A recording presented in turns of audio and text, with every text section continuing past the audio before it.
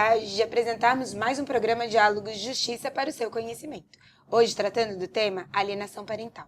A nossa convidada especial é a doutora Yara Barbacea Gonçalves, psicóloga, especializada em psicologia clínica e mediadora de conflitos. Doutora Yara, seja muito bem-vinda. Obrigada, eu gostaria de agradecer a oportunidade de estar aqui. Também, como de costume, nós temos a parceria do IPAM, hoje representada na pessoa da doutora Herta. Doutora Herta, seja muito bem-vinda. Obrigada, doutora Evelise, é um prazer estar aqui novamente. Nesta temática, que também é do seu interesse, você está inserido no núcleo familiar, então tem hoje a oportunidade de conhecer um pouco mais sobre alienação parental. É por isso que eu começo, doutora Yara, questionando o que significa alienação parental. Olha, alienação parental é um processo onde o genitor ele programa a criança contra o outro. É um processo que foi descrito em 85 pelo Richard Gardner, um psiquiatra americano da Universidade de Colômbia. E aqui no Brasil, essa lei ela foi promulgada em 2010, então estamos pelo menos 15 anos atrasados, né? Então esse processo normalmente eclode no processo de separação, onde um dos cônjuges se sente realmente desvalorizado, rejeitado, abandonado. Então ele projeta esse processo na criança e passa a fazer toda uma campanha para alienar essa criança, para afastar essa criança do outro genitor. Doutora Yara, dificilmente num processo de separação, os cônjuges, o casal está de acordo na separação. Normalmente um quer separar e o outro não quer, então existe sempre um processo mais traumático. E é comum que um deles guarde ressentimento, guarde mágoas e extravase isso nos momentos que está com os filhos, acabe falando, às vezes, alguma coisa ruim em relação ao outro cônjuge. Como diferenciar uma simples manifestação de desagrado em relação ao pai ou à mãe de um processo de alienação parental mesmo? No processo de alienação parental, o processo é constante, é um processo de violência. Então, nós percebemos que nessa situação, o cônjuge, o alienador, que normalmente é a mãe, mas eu já peguei casos onde o pai foi o alienador. Ele tem uma campanha acirrada para afastar a criança e ele usa de diversos recursos, né? Desde falar mal do pai ou da mãe alienado, e muitas vezes impede a visita, intercepta presentes e cria toda uma situação onde a criança gradativamente vai se afastando do pai, do alienado, ou da mãe, mas normalmente é a mãe que faz a alienação, e a criança interpreta isso como abandono.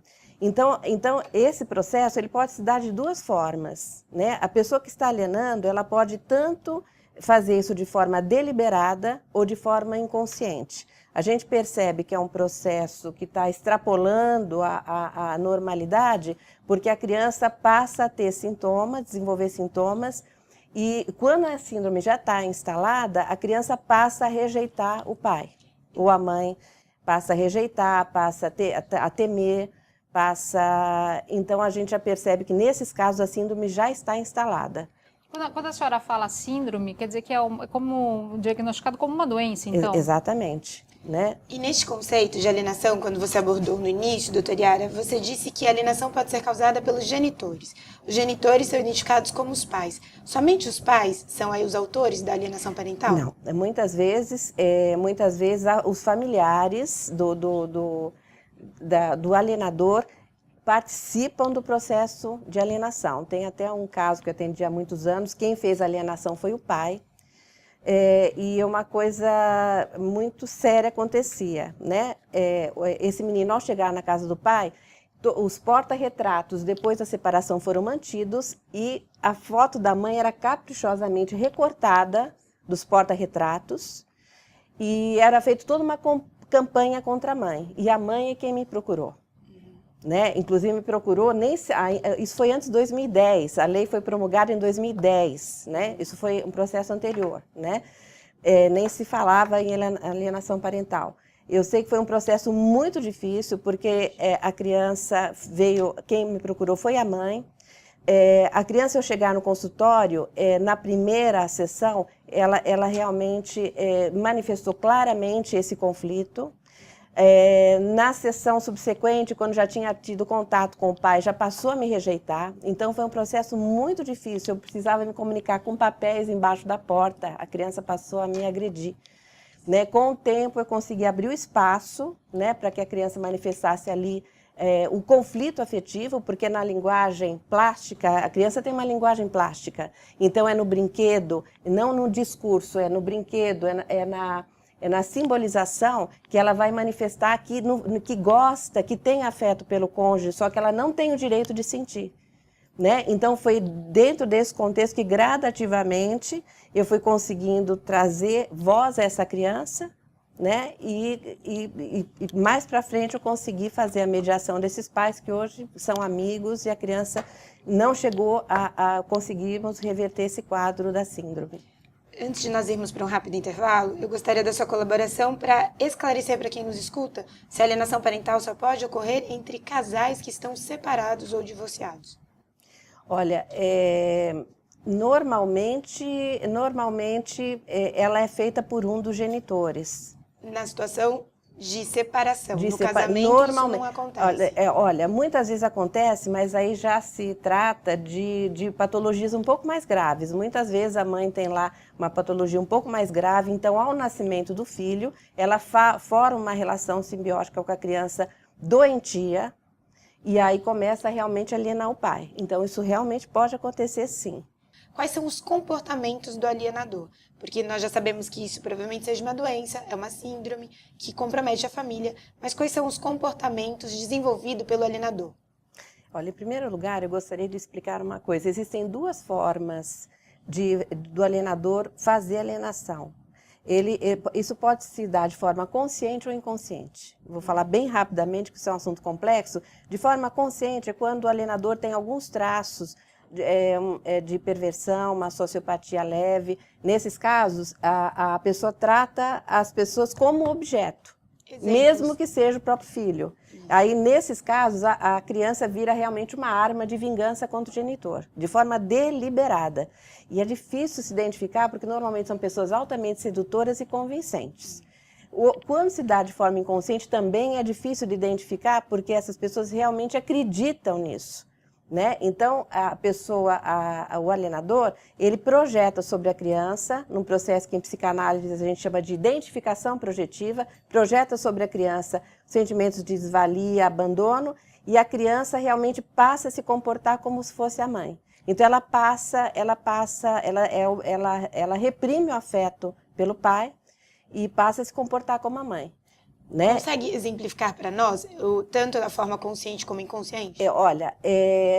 Na realidade, os comportamentos manifestos são muito parecidos. A gente vai perceber isso dentro de um atendimento psicológico, de uma perícia, né, muito bem feita, a gente percebe. Agora, o comportamento que se vê é muito parecido, né? Porque o alienador, ele faz toda sorte de críticas em relação ao genitor alienado, que vai desde críticas, situações onde o genitor impede a visitação, e a criança fica aguardando muitas vezes o pai, e é dito a ela que o pai que não veio, então isso reforça o sentimento de abandono, sendo que não é verdade. Muitas mães, acabam impedindo o contato telefônico. Eu atendi uma criança que o telefone ficava em cima do armário, outra, a mãe trancava o telefone dentro do armário, sumia com os telefones da criança. Os presentes são interceptados, então o pai dava roupas, a mãe sumia com as roupas, sumia com os presentes, até a alimentação. Né, era colocado ali na recepção, na portaria do prédio, semanalmente, compras, a mãe distribuía e não permitia que isso viesse para a casa dela, ou seja, e cria toda uma situação onde a criança realmente vai ficando assustada, né, porque ela realmente acredita que o pai, né, o alienado, aquele que está sendo alienado, realmente é uma pessoa perigosa. Então, ela vai entrando nessa crença. Isso quando não são impedidas visitas. Né? Normalmente, eu já atendi casos onde no horário onde o pai vem pegar a criança, e ele fica esperando de 2 a 3 horas na portaria do prédio para depois a mãe chegar e dizer que a criança está com febre ou se recusa a descer. Muitas vezes em férias, né, quando o pai está para tirar férias com as crianças, ela entra com algum recurso dentro da justiça para impedir que o pai saia de férias. Então a mãe vai criando toda uma campanha, desculpa, eu queria sempre ressaltar, normalmente é a mãe, mas pode ser o pai, e há contribuição muitas vezes dos familiares. E quando muitas crianças resistem a esse processo, e quando a mãe não consegue, ela dá o golpe mortal, que é acusar o pai de abuso sexual. Né? E aí o golpe mortal vem quando se entra na justiça, né? E aí quando chega lá para o juiz, ele é obrigado realmente a suspender as visitas para que se inicie uma perícia. Aí realmente a coisa se complica, porque uma perícia hoje demora de 1 ano, 2, eu já peguei casos que demorou 3 anos, e é o tempo, muitas vezes, onde a síndrome se instala de vez e se torna irreversível. Então, isso é importante saber. Para que a síndrome se instale, quanto tempo mais ou menos demora desse comportamento? Isso é rápido, é curto? Como funciona? Olha, depende da criança. Eu tenho uma criança que sofreu esse processo dos 3 aos 9 anos. E ela não entrou na síndrome, mas ela está desenvolvendo uma depressão infantil séria. Desenvolveu uma depressão. Agora, dependendo da estrutura da criança, ela em poucos meses, ela já entra realmente na síndrome. Isso varia, né? Então, isso também acho que é importante ser esclarecido. Quais são as consequências, acho que na esfera psicológica ou psíquica, né, da criança, para a criança, dessa síndrome, desse comportamento que os pais praticam? Então, a criança, nessa síndrome, ela perde o direito de ter o seu desejo, de sentir os seus afetos, ela perde a sua individualidade. Então, isso traz sérias consequências, porque ela está numa fase de desenvolvimento emocional e cognitivo. Então, ela não pode tomar posse dos seus afetos, da sua verdade. Ela vive uma verdade que não é sua, uma história que não é sua. Então, isso compromete todo o desenvolvimento da criança, cognitivo, emocional, social também. E, além disso, ela desenvolve vários sintomas. Muitos desses sintomas, eles são comuns a várias outras patologias. É por isso que é necessário realmente um profissional especializado para fazer o diagnóstico diferencial. Nessa questão que a doutora Herta fez, as implicações então não seriam somente psicológicas para a criança? Não. Psicológicas, cognitivas e sociais também. Como quem está nos escutando pode identificar a distinção dessas implicações? Como é que se alcança essa alienação parental? Como é que ela é identificada?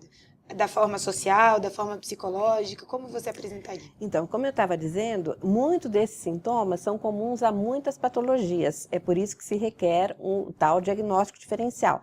Mas falando um pouquinho desses sintomas. Os sintomas, eles são desenvolvidos toda vez que a pessoa não tem voz, ela não pode expressar verbalmente, não pode simbolizar aquilo que ela está sentindo. Então, isso é reprimido e se transforma em sintomas.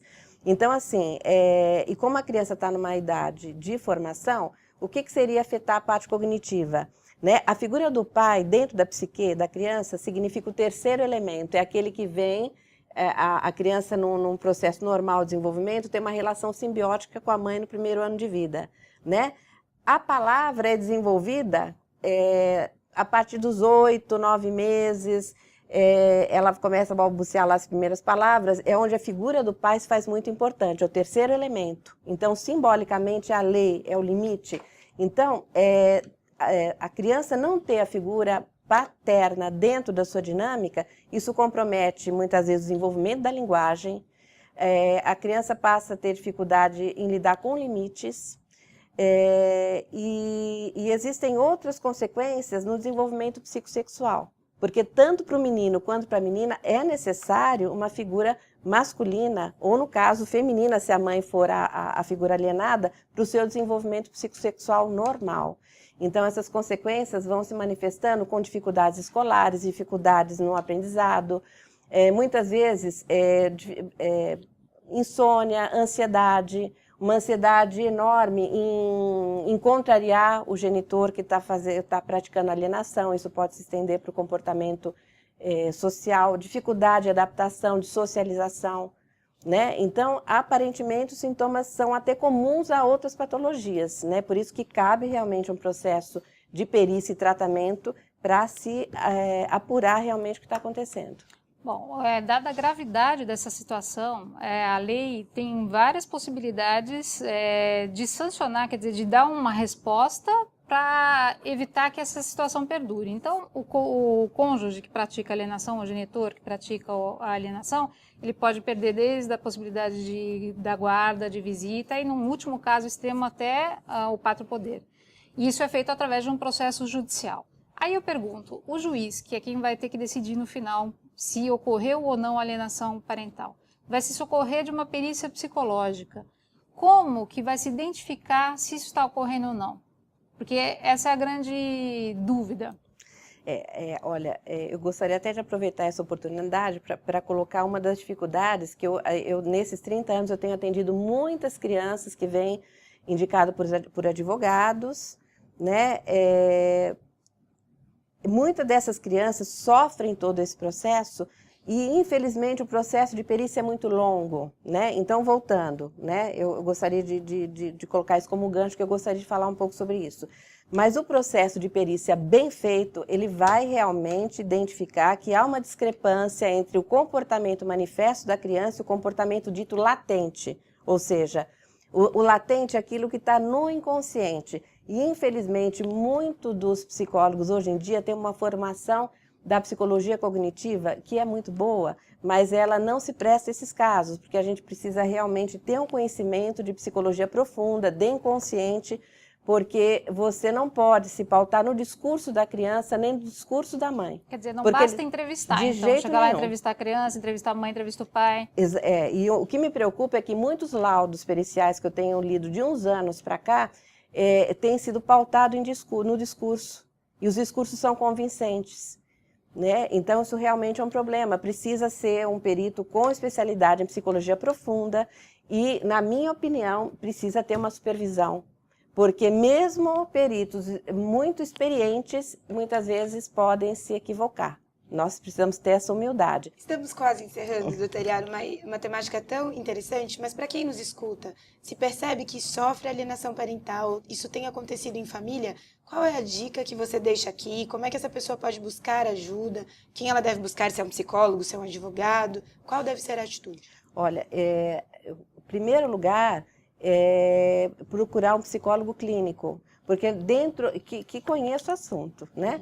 Buscar um psicólogo clínico, nesse atendimento a gente pode fazer esse diagnóstico e tentar ali fazer todo um trabalho familiar impedindo que isso chegue no judiciário. Isso é o que se deseja. Agora, se for possível, eu gostaria de terminar com a fala de um menino que eu atendi uns anos atrás, que realmente me tocou muito, né? Esse menino chegou, ele sofreu alienação por 6 anos e um dia ele chegou no meu consultório entristecido, olhou para mim e me disse: Yara, eu não aguento mais viver, não aguento mais viver, eu estou muito cansado. Meus pais vivem em guerra e eles não me envolvem nessa guerra e eu nasci inocente. Então eu queria deixar aqui como um apelo me colocando agora como porta-voz dessas crianças, para que a gente possa realmente abrir um espaço para discussão, para tentar encontrar soluções para agilizar o atendimento dessas crianças quando chega ao judiciário. Obrigada, doutora Yara, pela sua participação. Eu que agradeço a oportunidade, gostaria de parabenizar a iniciativa da Unisa, do IPAM. Muito obrigada. Doutora Érita, obrigada pela parceria. Foi um prazer, agradeço a doutora Yara, a doutora Evelise. Especialmente nós agradecemos a você que acompanha as nossas programações. Fique ligado que logo mais o Diálogos de Justiça volta com mais informação.